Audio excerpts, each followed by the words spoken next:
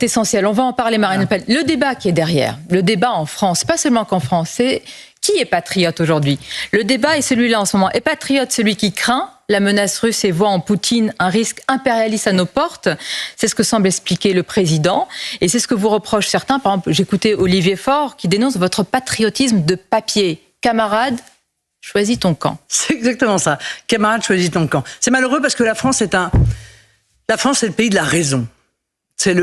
Et nous avons perdu la raison. La classe politique, aujourd'hui, agit de manière binaire, réfléchit de manière binaire. Il n'y a plus de hauteur sur les événements, il n'y a plus de recul sur les événements, il n'y a plus de profondeur de la réflexion.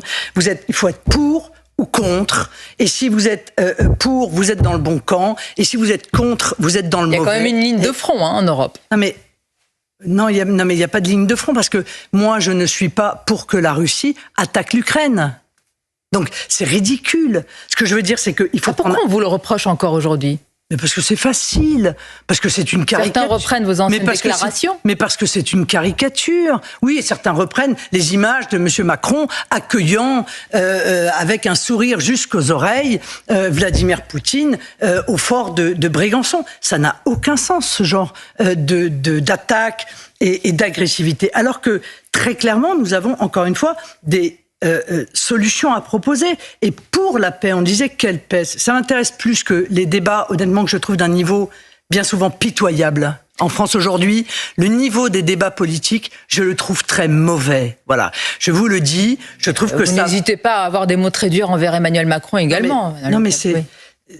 C'est pas la question d'avoir des mots durs, c'est la question de l'argumentation que l'on développe, de l'objectif que l'on cherche à obtenir. Moi, ce que je cherche, c'est que la France retrouve la voie particulière qui est la sienne aujourd'hui. La France est éjectée de tout. Emmanuel Macron s'est fâché avec le monde entier. Il a réussi à se fâcher avec des pays qui sont fâchés ensemble depuis des décennies. Eh ben, il a réussi à se fâcher avec les deux.